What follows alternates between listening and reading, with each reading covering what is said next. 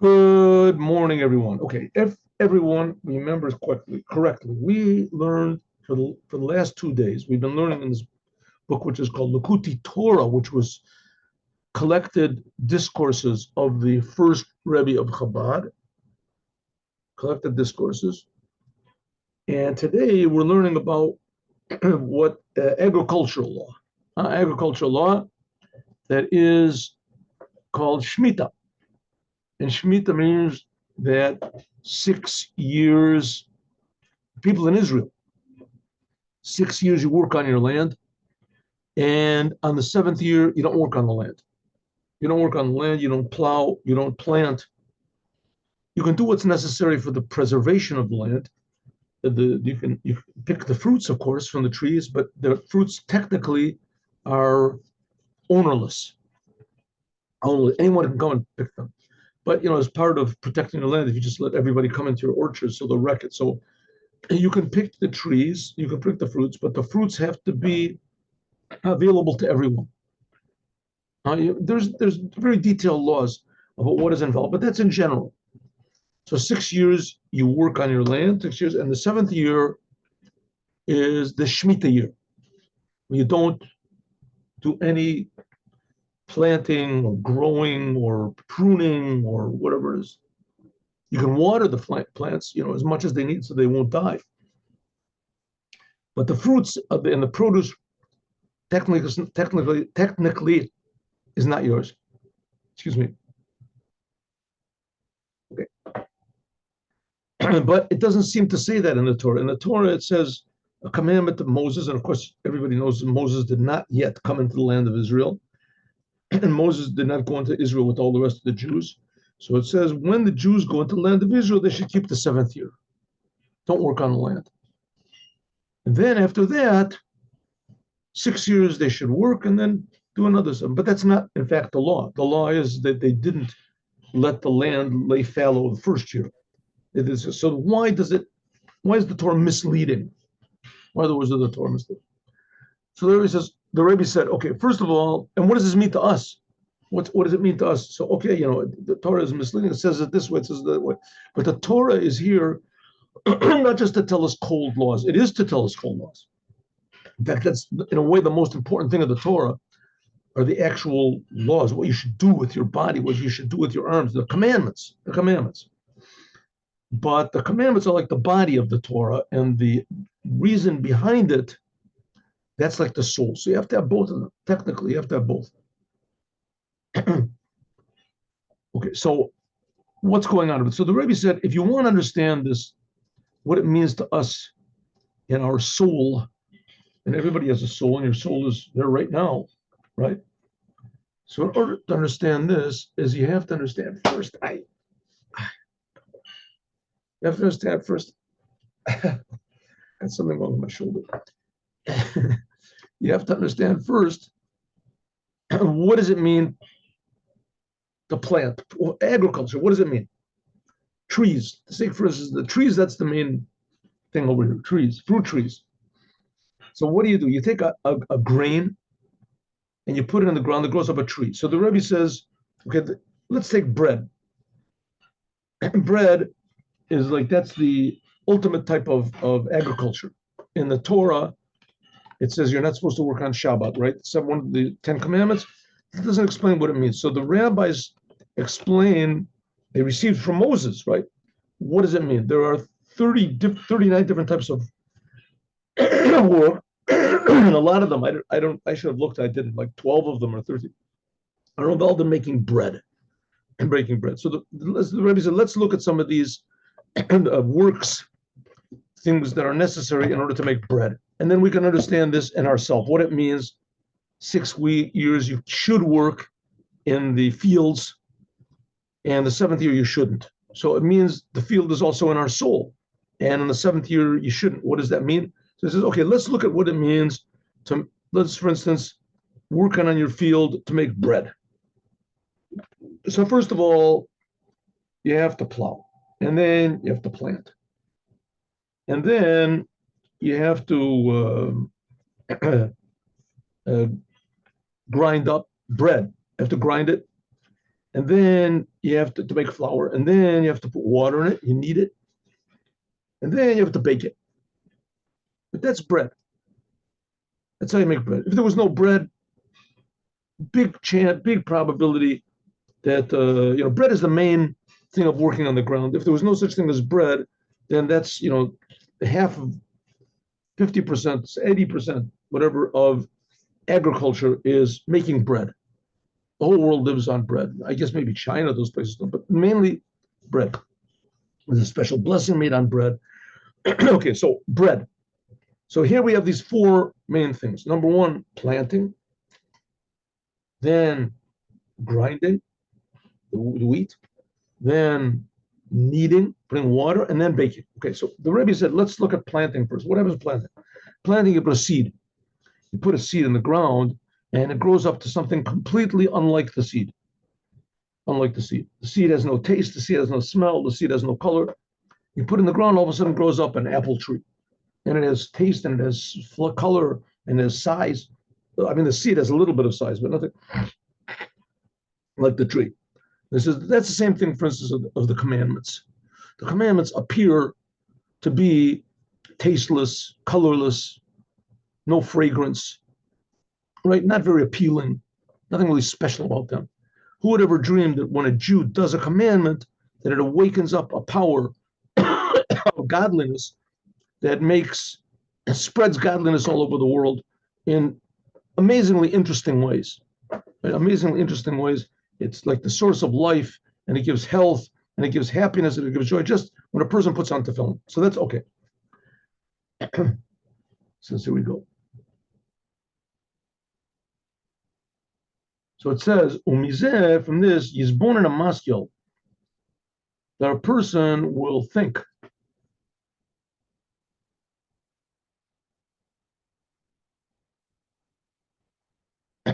Now, again, just to say that, I know I've said it a lot of times, but it's a point brought up by the previous Lubavitcher Rebbe. Only Judaism has commandments.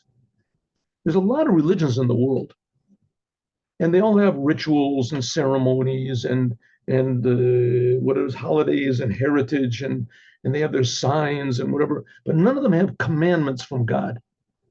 None of them even claim to have commandments from God. Right? They have their practices, or maybe they have their symbols, right, that they wear around their neck. They put a sign on there, whatever it is. But they don't have commandments that come from God. They don't even claim such a thing. The only religion, that even claims that it has commandments directly from God, and a lot of commandments that no human being would make up because they don't make any sense. Right? They don't make any sense. In fact, if you really look at it, none of the commandments make any sense, but some of them sort of make sense, like don't kill, don't steal. But here we have commandments like we have to take the example of putting on tefillin, right? Who would think you have to put on boxes? They have to be square, and they have to be, we put two straps on, and then inside you have to put these four parchments that have to be exactly written.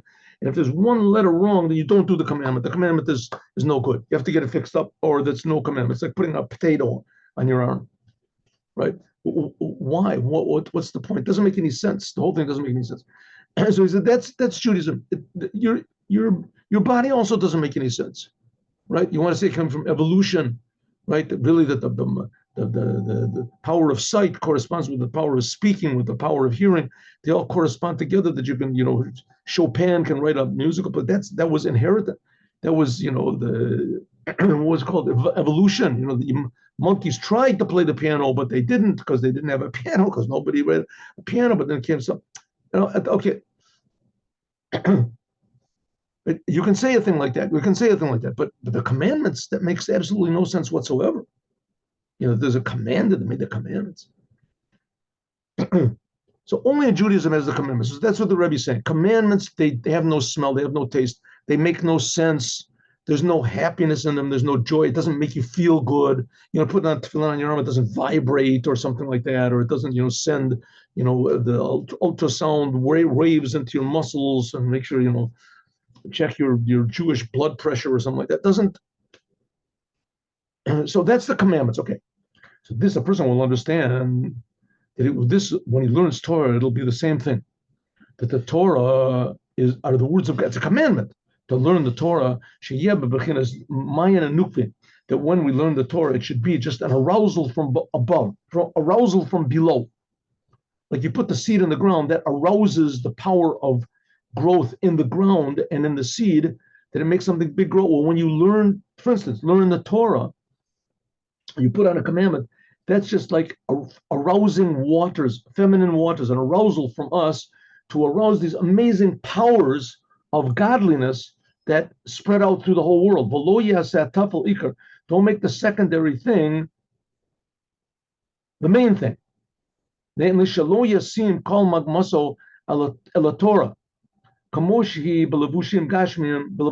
put your whole essence of learning the Torah on just the ideas of the Torah. Okay, I mean, a normal person that reads this won't have any idea what's talking about, but there are big, huge yeshivas. There's a lot of yeshivas. There's a lot of boys, there should be more, that sit and they learn the Torah all day. Jewish religious people, the boys, they sit and they learn Torah until they are, 18 years old, whatever. And then after they marry, they also learn the Torah. Learning the Torah is something you're supposed to do your whole life. Well, there's some people that, the Torah is very complicated, and the Torah is very beautiful, and the Torah is very vast. And there's some people that, there's a lot of questions that can arouse in the Torah. And there's some people that have good memories, and they put things together, and they can, they enjoy learning the Torah, and they can answer things. Just like there's great doctors, that they remember every detail of every, part of the body. And that there's great, professors, the great professors in psychiatry or psychology, and they know all the details. I remember there was the famous Manhattan Project where they made the atomic bomb, and they gathered all the great physicists from all the world, and nevertheless they were all the greatest, but there were some of them that were greater than all of them. They said, what was his name? Niels Bohr or something like that, Albert Einstein. These guys are really young. So it's the same thing learning the Torah. There's some people who are greater, some people are smaller. So says the Rebbe, okay, that's a tremendous pleasure if you happen to be greater than everybody else and you know all the laws and everyone comes and asks you the Torah. So it's possible for a person to learn the Torah just for the sake of the Torah. In other words, the ideas of the Torah, the logic of the Torah, the greatness of the Torah that the Torah gives you, the honor, the attention that you get from being a great Torah scholar. So it says, when you learn the Torah, don't just put your efforts on just learning the Torah alone. Because a person that says that all they have is the Torah, filu Torah enlo, that you've missed the whole point. Even though you're a great person, you know the whole Torah, you can answer any questions, but you've missed the whole entire point of the Torah. Only the godliness. I mean, maybe you could say a good example is, let's say, a doctor that doesn't care about life. Even though if a doctor doesn't care about life, it's not that important to us, because all we want is just a good doctor, even though he's a Nazi or something. But if you can heal everybody, you give him money and he heals you. Well, he doesn't care if he hates you, if he loves you, he hates life. He would just as soon. He wants success. So, okay, with a doctor, it's not so important. A lawyer that doesn't care about justice, he just wants to win the case. Okay, so what he cares about is not important. But the Torah is not that way. God put man in the world because the decisions of man make a tremendous effect on the whole world. So when a Jew learns the Torah with the proper attitude, in other words, it's like a seed, putting it in the ground, that you're not, the seed is the function of the seed is to awaken the power of growth in the ground. That's why we make blessings on the food we eat. Is not just that we have an apple, but we're making blessings on the one who created apples. The creative power which is in the apple is also the one who's creating us, creating our teeth and our digestive system. So when a person learns the Torah, does any commandment, you shouldn't be so interested in, you should be interested, of course, in the mechanics of it, that you're to fill in our kosher, that you understand the Torah. But the main thing is the godliness which is in it. Godliness which is in the Torah. That's why I said yesterday, the Jewish people, a Jewish person, he wears a yarmulke on his head. What is it? Yir and Melka. The main thing of the commandments is not that I am part of Judaism and I am carrying on our heritage. These are wonderful things. To feel the godliness, fear of God, that I don't understand what I'm doing when I'm doing the commandments. I don't understand what I'm doing when I learn the Torah. It's too wonderful. It's too amazing. Just like a person doesn't understand what life is, but he lives. When a person learns the Torah, when a Jew learns the Torah, he should be interested in the godliness which is in it. The Shor Shalamai, the source, that's the upper wisdom of God. And when you are debating ideas in the Torah, you're debating ideas of God. That's why if you learn the Talmud, by the way, non-Jews are not supposed to learn the Talmud, but the Talmud is all arguments of great rabbis. So a person could say, listen, if these rabbis, they don't know the answer, so how do we expect us to know the answer? So the answer is no. God wanted there to be these arguments. It's coming to tell you that the arguments in the Torah are holy, that you're arguing about the words of God, and God wants these arguments to be there. Because the laws, they are the word of God, and his will and his wisdom. But they're just put inside of these laws, just like the power of growth is put inside of the little seed. Then the learning becomes like an arousal from below. It's called feminine waters. And it becomes negated, surrendered to God's wisdom, and they become one. So now we're seeing how it is that we provide food for God. Remember, that's how we started off. I left that out. What does it mean that the Jews provide food for God? We nourish God. It says when we learn the Torah or do a commandment and we think about the godliness which is inside of these actions, of course, the main thing is the action. The seed, you don't have a seed, you can have as much thoughts as you want to. You can pray to God for a productive year and a lot of grains and a lot of this. If you don't plant the seeds, then the blessings are for nothing, right? Your prayers are for nothing. You have to do the commandments, learn the Torah. But on the other hand, realize that when you are learning the Torah and doing the commandments, you are awakening godly power, the source of the Torah and the commandments. So that's something like a seed. And then when you learn the commandments, you plant it in the Jewish people. That's planting the seed, the commandment of the Torah in the Jews. Then that grows up and becomes nourishing, because when you're learning the Torah, it's God's will, God's wisdom. You put it inside of you, and they become one. That's almost like being eaten, devoured by God. Okay, in order that this is unifying with that's the animal soul, your animal soul. In order to unify this also with your godly soul, right? Good. We've just learned about all this stuff. What happens? But what about activating? We understand in our mind. But what about activating our godly soul? Now, what is a godly soul? According to Judaism, godly soul is the Jew inside of you. If you're a Jew gets excited about God. A Jew gets excited about God. I don't know how exactly to bring a good example of this, but maybe let's say, it's a really bad example. It's a terrible example, but I'll give the example anyway. You ever see any of these speeches of, the Nazi rallies in Nuremberg? You ever see them? Well, this guy stands up on the podium and there's like 1 million people over there. And he says, you are Germans in Germany, always in German. You are a German, you have German blood, and we are German race and German purity and German the domination in German. These people say, yeah, it's right, I am. I'm a German. Yeah, I'm a German. Deutschland über alles. Germany is the most important thing. It's over everything. I'm a German. It wakes up inside of them this spark. This is who I am. And that's really who they are. They really are. Of course, there's something more important than being a German, and that is being a human being, right? I am a human being that lives in Germany, okay, which is not the case with the Jews. Not the case with the Jews. Jewish identity is, in addition to the fact that you have a natural soul and you have your identity and you're a Jew just like a German is a German, but there's also the godly soul. And being a Jew means being attached to the Creator. That's your identity. That's what's called the Jewish soul. And just like these people got tremendously excited and enthused and willing to give their lives, it's really quite amazing, right?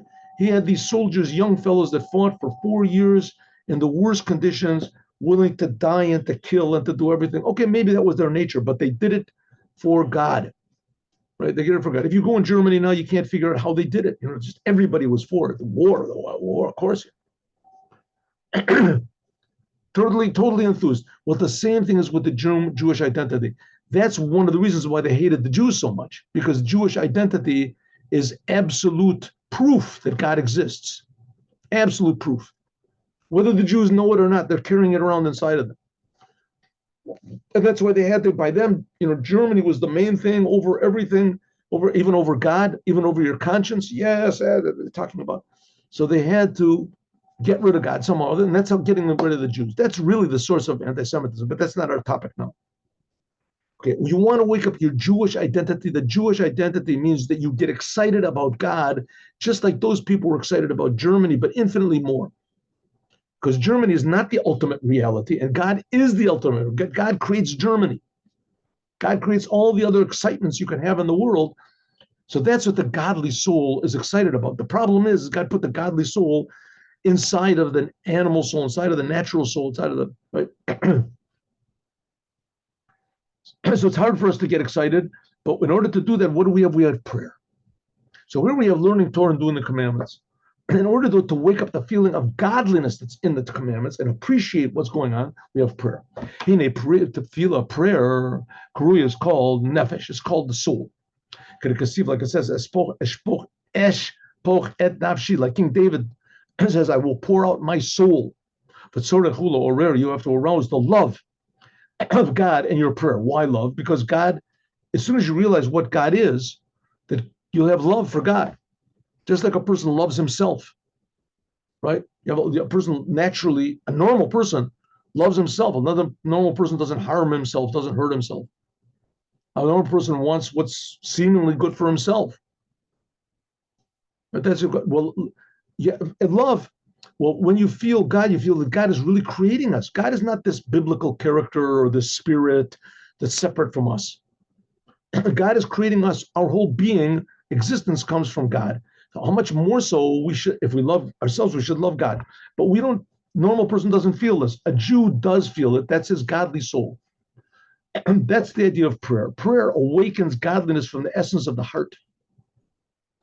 Read Psalms sometimes. Read the book of Psalms. Read it in English. You see, King David had so many troubles, so many enemies, so many difficulties in life, and he was always believing in God and calling out to God because he knew that all these troubles, they came somehow or other from God, and that they were somehow or other for some purpose, and they weren't good.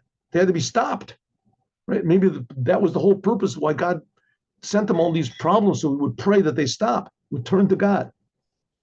And says that's the whole idea of praying with the depth of your heart, for kalos and nefesh, with how do you say, your soul expiring, mamish, b'mesirus nefesh, and self-sacrifice, b'bittul b'mesias, total surrender, harmony to God. Like achosi, like it says, my sister. Remember that's what we said before. Achwa means to be joined. That's what's called mesirut nefesh. That's what's called self-sacrifice. Ubittul hanal. Okay, I regret bringing this example, about German and everything, but it's the best one I saw. You see sometimes these, they have movies they were very careful to make, movies of the big rallies that they had. And you see the people's eyes, the long, okay, and why he's right. We are Germans. We are in Germany, we're breathing German, and our soul is German, and this is the man. He's telling us what it means to be a German. It's real. It's so real. It's so real. We never understood. We never really. Okay, and that's eventually the biggest enemy of Judaism. That feeling, but it's corresponding. It's a feeling of selfishness, of ego. It's like the golden calf. It's tremendously exciting. It's tremendously moving and fulfilling. And, that's all basically all these other religions also, Christianity, Islam, right? It's the same basic feeling, and they're lies, even though those are directed a little bit more toward God. It's fulfilling. It's real. The golden calf. Okay. The fact is that the godly soul has the same ability, even though, it's hard to believe, because the Jewish people, after all the miracles of going out of Egypt and receiving the Torah, they still worship the golden calf. So, what chance have we got? So the Rebbe is saying we do have a chance. That's the whole idea of Mashiach. And the Rebbes of Chabad, they're the Mashiach. Arouse, wake up the feeling of your true identity. What is your true identity? You are a Jew, and this will awaken the true identity of the whole world. We are creations of God. God is creating us. We're not only living in America or in Germany or wherever. We are living within the creator of the universe. He's creating us every instant. He loves us. He's in love. People will feel this. Then you'll have what's called kalot nefesh mamash. The soul goes out, masirut nefesh bebitul b'masiut elav. You're willing to do anything that God wants. How do you know what God wants? That's what the Torah is there for. That's what we said, achoti. That's what we said. Remember yesterday, achoti means 2 days ago, joining. Shiyeh inyan masirut nefesh. There'll be self-sacrifice and total giving over to God with your mind and your heart when you pray to God's chachma, Allah, etc. And therefore, kishalomad, when a person learns Torah after he prays, right? You have to look at the Jewish prayer book to see what this means. Jewish people, you have to translate the words of the prayer. Actually, I think non-Jews can also pray from a Jewish prayer book. I think so. And so, but you have to first of all translate the words, and then you have to say, what does this mean? How is this supposed to arouse my heart? What do the words mean? King David, the words of the men of the great assembly, they made the blessings before Shema, the Shemon Esrei. What do these words mean? But afterwards, listen, they're connecting. I'm supposed to be thinking about God. When you do think about God and how God is so infinitely real, and that our reality just comes from God's reality, and God is creating us constantly every moment, and there's nothing except for God, it's really wild. It's crazy, right? A normal person thinks if there's nothing else except for God, then I just sit here and do nothing. Right? That's not what God wants. God gave you legs so that you should walk. He gave you arms so you should use them. He gave you a mouth so you should speak. He gave you a brain so you should use it. But you have to use it the way that God wants. Therefore, after you think about what God is and you learn the Torah, that your learning of the Torah is batal, it is surrendered to God's wisdom. Hari then mityachadim yachad, then there is unified, or Torah, the light of the Torah, in the light of the godly soul. That's like food to God. God is digesting your learning of Torah. Therefore, the time you should really learn Torah is immediately after prayer. That's why it means Ashrei Mishabolakan v'Talmuda b'Yado. That's why it says in the Talmud that happy is one who goes to heaven after he dies, and he's got the Torah that he learned in his hands. What does it mean? Shabolakan nafshu alokis, that the godly soul goes to heaven by means of self-sacrifice and surrender to God. And also the learning that he learned Torah will be part of him. It'll be biyado, and it'll be his. Because he learned Torah not just with his mind, but with his soul. Okay, so that's already what we talked about. The seed, that's planting the seed in the ground. So that's we have the 4 steps. Okay, 4 steps to make bread. First of all, you plant. That we talked about. That's taking the seed. Seed in this case is Torah and the commandments, and you put it into the ground, and it wakens up this power. That's learning Torah and the commandments and connecting them to God, knowing that it's God's Torah, God's commandments, that makes it grow. Okay, now what about next step in making bread? You have to grind it. What does grinding mean? This is bechinas leiv nishbar v'nitket. This is what's called. By the way, this is explained different ways in different places. Sometimes the prayer is called cooking, but we'll see. Grinding up means you have to grind up your heart. You have to break your heart. What does it mean? Nitke milashen dachui b'meducha. You grind it up in a grinder. Kamokin, similarly also, you have to grind yourself up. What does it mean, grind yourself up? Shetochen mafared hachita, you grind up the wheat until it becomes very, very fine, like a flour. Like it says, like it says about the incense in the temple, you had to grind it up very fine. The also been in the Torah. The same thing when you learn Torah. It says garsi nafshe. Garsa means like to chew up. It says garsa. You learn the Torah. It's like chewing up the Torah. Gam lashon agamora also garsinan. Milashon rechaim shel gerusat means you have to grind it up. What does it mean? You have to grind it up. That when you learn the Torah, that you have to learn it well, right? The ideas have to be understood well, but also it has to be without egotism, without any ego. That you learn the Torah for the sake of the godliness in the Torah. That's why you want to know everything. That's called humility. That's why it says very interesting. Rabbi Akiva said it, Hillel said it, that the main thing of the Torah is love. Loving other people. Starts off first by loving every Jew. Love begins at home. If you learn the Torah and you don't love every Jew, you don't try to find the good in every Jew, then you haven't. Then the Torah is a big ego trip for you. Is a trip for you. How can you love every person? What's one got to do the other? The Torah is intellect. I'm greater than everybody. I know more Torah than everybody else. You know, why should I love every Jew? Let's say people that embarrass me, they shame me, they don't give me the proper honor. When I come in the room, they don't want to stand up. You know, why should I love a person like that? This is why? Because who are you? What do you mean? Because they stood up in front of me. What do you mean? I'm a big rabbi. It says, oh, really? What did you learn? You learned the Torah. Where does the Torah come from? From God. Where does your mind come from? It comes from God. How is you? Everybody else has a mind. How do you understand better than everybody else? That's me. It's not you. That's God. The Torah is a gift from God. Your power of understanding comes from God. The fact that you're a Jew comes from God. The fact that you're alive comes from God. Right? The fact that you exist comes from God.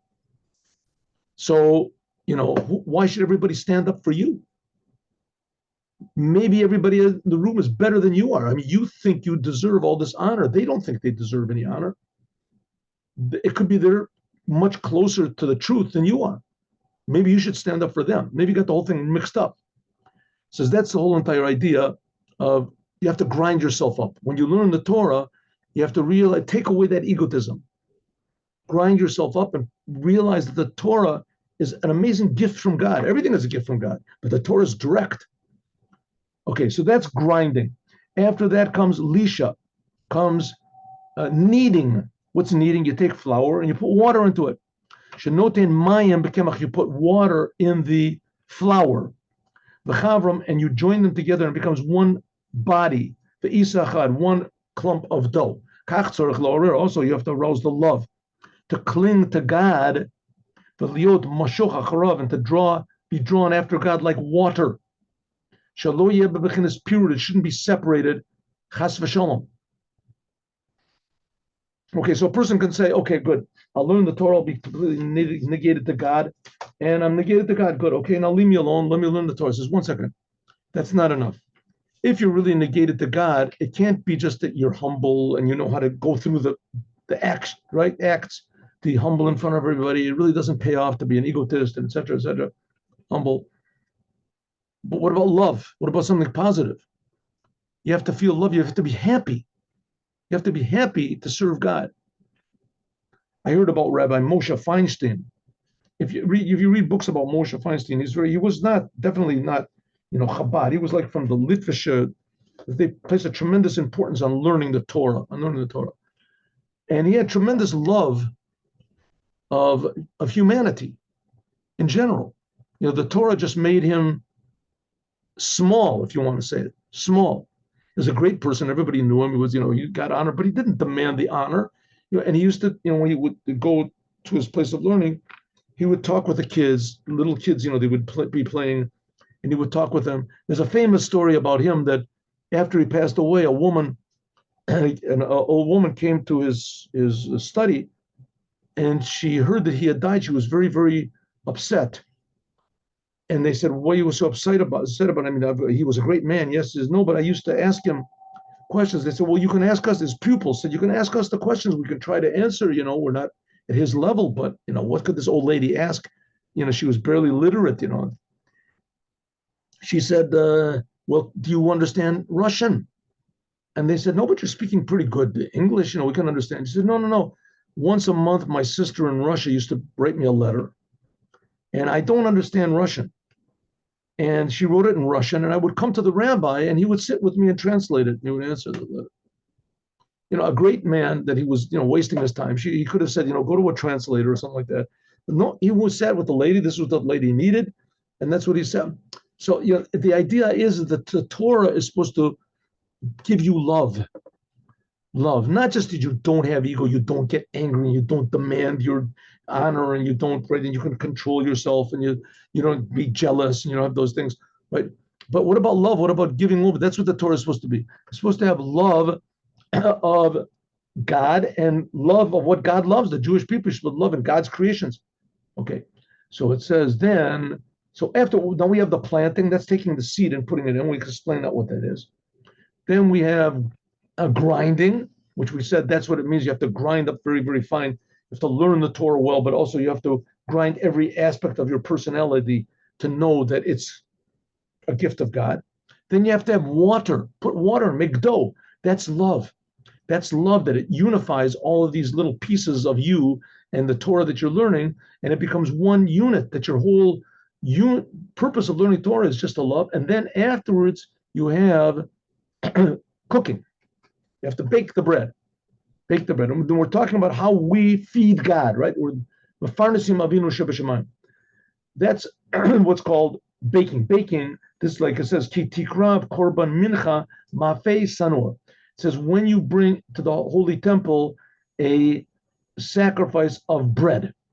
It was bread sacrifices. Different types of bread. Generally speaking, there were 4 different types of bread. Because even it says, tikrav, it says when you offer up, and it says the word tikrav, but it doesn't have the yud there. Tikrav, without the yud. No, I'm sorry, takriv. The key takriv korban. The yud is here. Takriv, between the resh and the base. That's where it's supposed to be. But it's not written. The yud is not. The key takriv korban mincha says it's written takriv without the yud. The yesh aim lamasoret. What does it mean, aim lamasoret? That it should be written a yud there. Should be written a yud.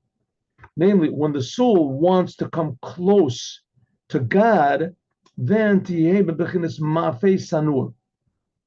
Like it says, afu eser nashim lachmam betano echad. It's one of the curses we're going to get in Parshas Kitavo. I don't think, is it this week? I don't remember. It's in this week's Torah portion. One of the curses is that there won't be enough bread, and 10 women will bake all the bread that they have in one oven. Such a small amount of bread there'll be, 10 women, okay. But that's what it says. 10 women will bake their bread in one oven. Okay. What does it mean? In a good way. In a good way. What does it mean? That you will arouse in your heart fire, a fiery love because of echad. Tanur, a fiery love because of echad, because God is one. Hainu migdlosa, from the greatness of God, fear. Hamamali, that He fills the worlds and He surrounds the worlds. The kula kameh, and everything in front of God, kaloch hashiv, is like nothing. Asher al kain, therefore, titlaed v'titlaed nafsho.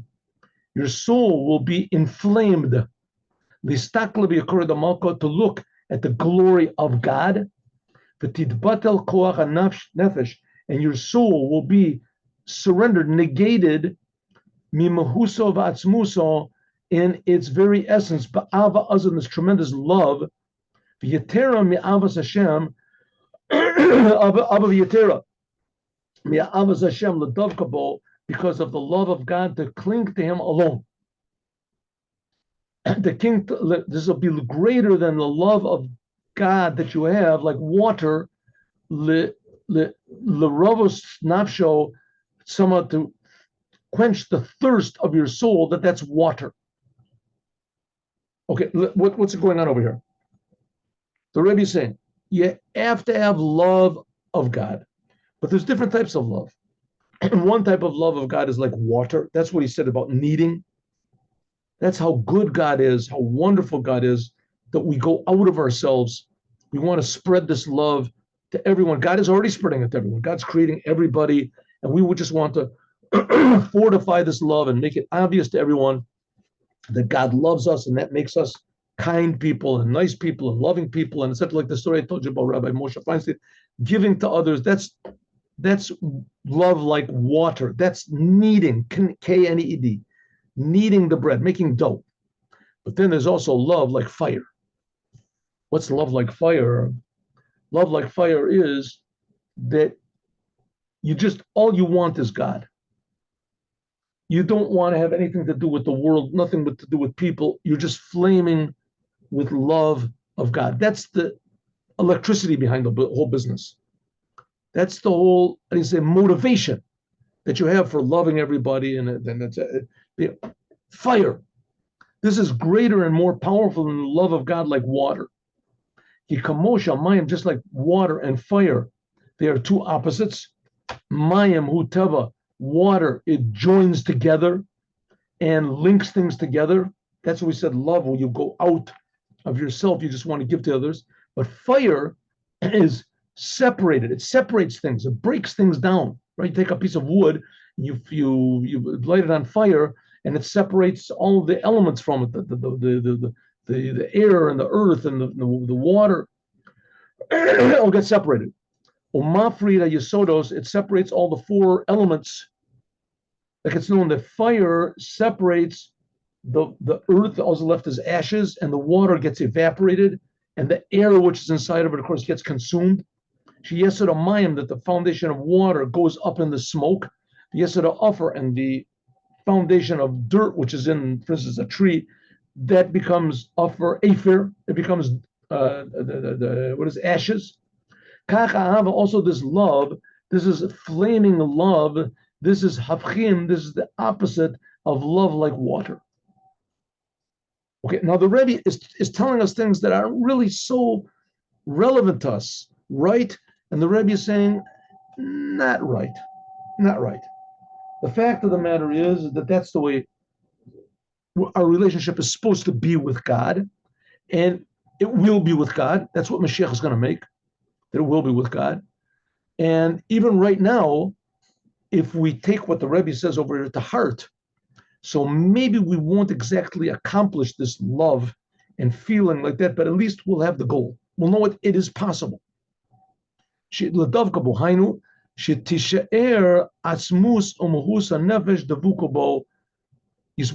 we remain clinging to God. That's water.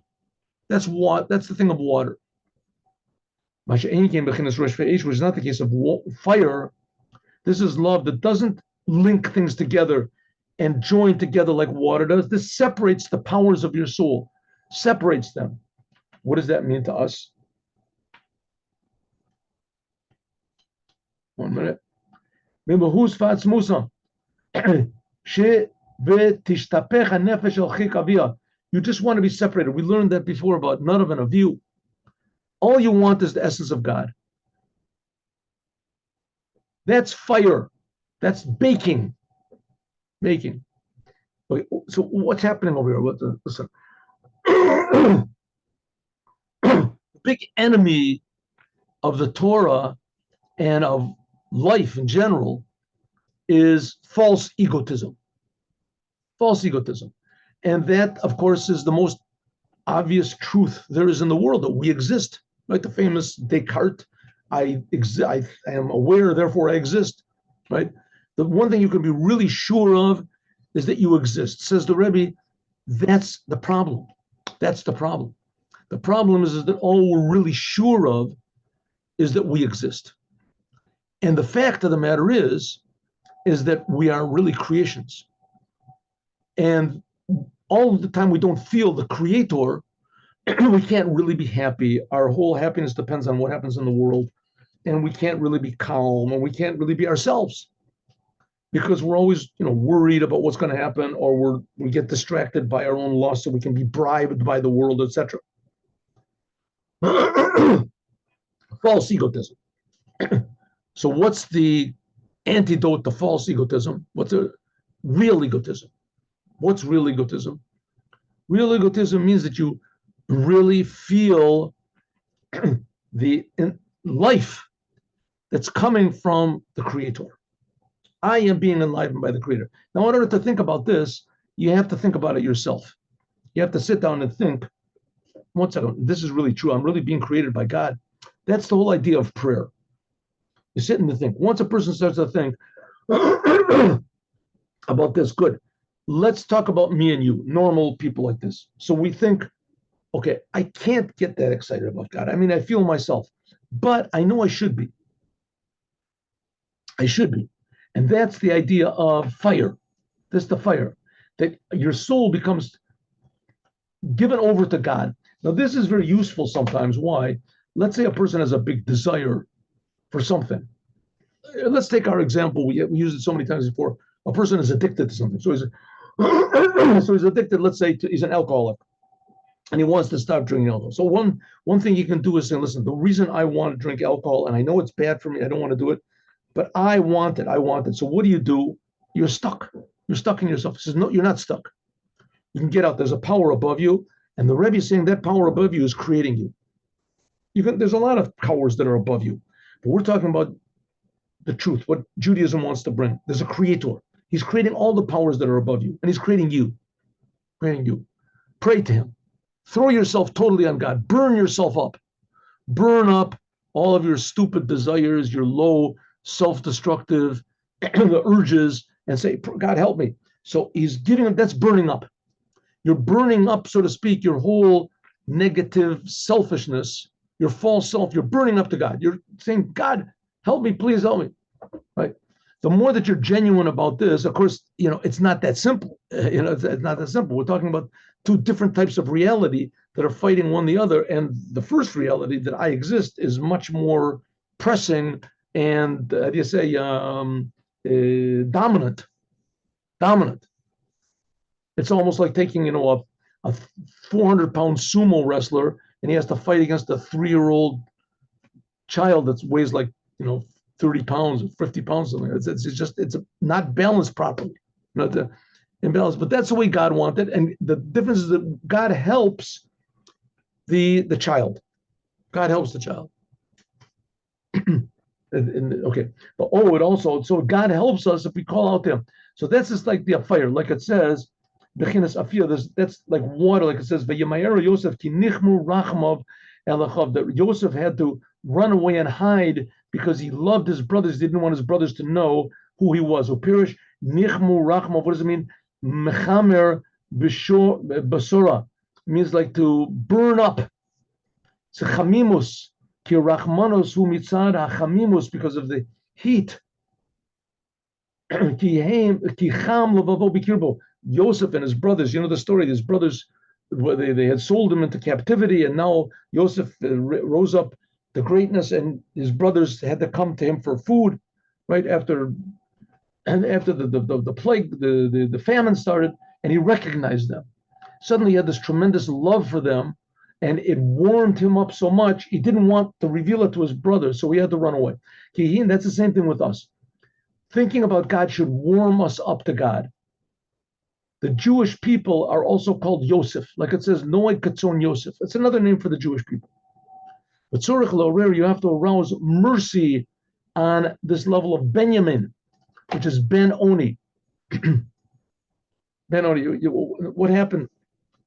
We have to go back a little bit to the story of Yosef. Yosef, he was the king of Egypt. He was the king of the whole world. And his brothers came for food, and they didn't recognize him.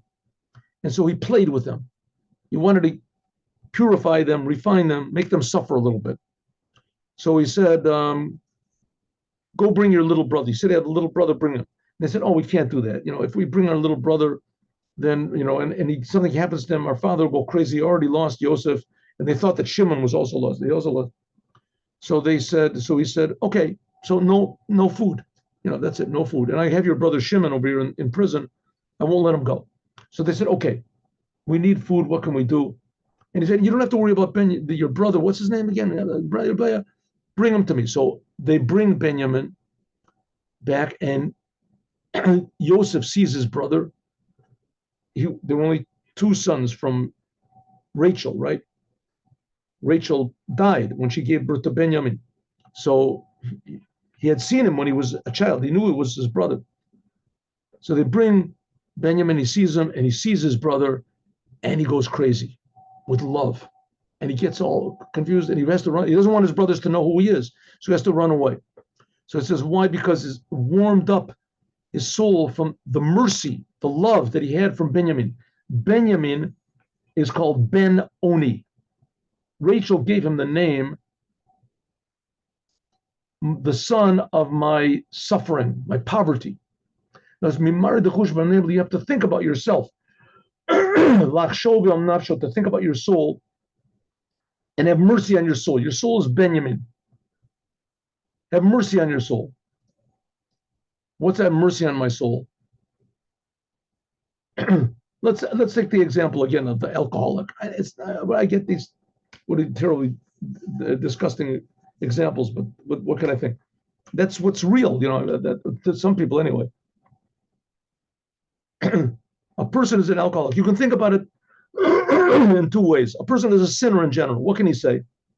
Listen, why am I a sinner? Why am I an alcoholic? Why am I doing these bad things? Because God wants me to. God put me in this situation. He took my soul. It was pure. He put it into a body. I have all these desires. All these stupid thoughts are popping into my mind all the time. All these lusts, all these this. And this is the way that God created me. That God created me. So he said, okay, but God created you. You should get out of it. I said, but I can't. God is, you think about what God is, it's so good. You think about what I am, and it's so low. And so says that's what you should think about your soul. Have mercy on your soul. God put your soul so far down, just like Joseph was in the pit or whatever. Call Khan each person according to what he knows in his soul. And there's a person who think, listen, my soul is so pure and it's so good. How did I get into this situation? How did I, right? So the answer is God put you in the situation. So ask God for mercy. He's the boss.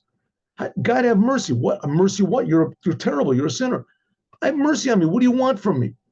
You're the one who put me in this situation. I haven't got the power to overcome these desires and these lusts and these. I can't do it. Have mercy. That mercy warms you up, just like Joseph had mercy on his brother Benjamin. That warmed them up. So that's a way of cooking the bread. You do Torah and you do commandments, and I'm not thinking about God. I haven't got why, because Hashem, you put me in this situation. Have mercy on me. That's what it says. That Yosef went into his room, his chambers, and he cried. Shama, like it says, you should also go into your deep chambers and think, God, help me get my soul out of this terrible situation. Okay, that's what's talking about baking. And we're going to have to stop here and continue tomorrow. Well, let's see. One second. And let's just a little bit more. Nevertheless, Vayitapek, Yosef was able to hold himself back. And that's what it says. Vayomosimu lechem zua Torah, put bread and let's make a meal. What did Yosef do? He held himself back, washed his face off, came out and said, okay, you're the brothers. I believe you. You have Yosef. Let's make a meal. We'll make a meal together. Put bread on the table and we'll make a meal. And then Yosef arranged all the brothers according to their order of their birth. And they said, how did he do this? They still didn't recognize him. So Yosef was the Jewish people. He sees his brothers and the Jewish soul. He wants to unify them all together. So he says, put bread. What is bread? Bread is the Torah. There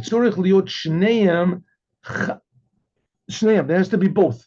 Chedva, joy on one side, and fear on the other side. That's what a Jew has to have, fear of God and also love of God at the same time. And that's the idea of the bread. There has to be kneading the bread. That's the water. That's love. And there has to be baking the bread. Oh, there has to be baking the bread. That's the heat.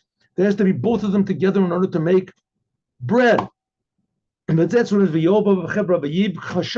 Shama. Only in alone, deep inside, you are crying. This baking, this a love and begging for mercy from God, surrendering yourself to God, this has to be deep inside of you. But outside, it has to be love. And this is all caused by the Torah. These are the attitudes you're supposed to have the Torah. Why? Because the Torah comes from God. The Torah is the whole source, the whole reason why you're alive. But it's not just an instruction book, the hidden treasure map or something like that tells you how to get into heaven. The Torah is actually how to make this world feel that it's a creation of God, feel God's love, feel God's awesomeness. That makes the Torah bread that's cooked, that it becomes united in our limbs and in the limbs of God. Total unification with the Creator, namely through our godly soul being united with God. That's what it means that we provide food for God. And we're going to talk about this, God willing, more tomorrow. Now let's do the Devar Malchut. Okay, so just a summary. What did we learn? What did we learn today? The general subject was Shemitah, right? 6 years you should work and 1 year you should rest. Why in the Torah does it seem to say the other way around? And he says, in order to understand this, we have to understand what it means that the Jewish people, they nourish God. And it says, in order to understand what that is, we have to understand what bread is, because God says, come and partake of my bread. And the Rebbe says that's the Torah is called bread. And when a Jew learns the Torah properly, then that nourishes his godly soul, and his godly soul is one with God. So that becomes food for God, so to speak. Okay, how do you do this? So the Rebbe said, first of all, you have to understand that's planting. The Torah is like a seed. The commandments, Torah and commandments, like a seed. Number two, you have to grind it up. After it grows up, you have to grind it up and make sure there's none of your egotism is involved. Then you have to put water. Water is the love of God. Then you have to bake it. Baking it, that's the fear of God. And also mercy, feeling how far away we are and how infinitely great God is and how infinitely small we are, arousing mercy. Then we have bread, and that's edible and digestible. Then the Torah becomes alive and enlivens our godly soul, and so to speak, gives food for God. Korban ilachmi, as we'll talk about this, God willing, tomorrow. Meanwhile, try it. You can try this at home. You should try it at home. Let's do the. No. There we go.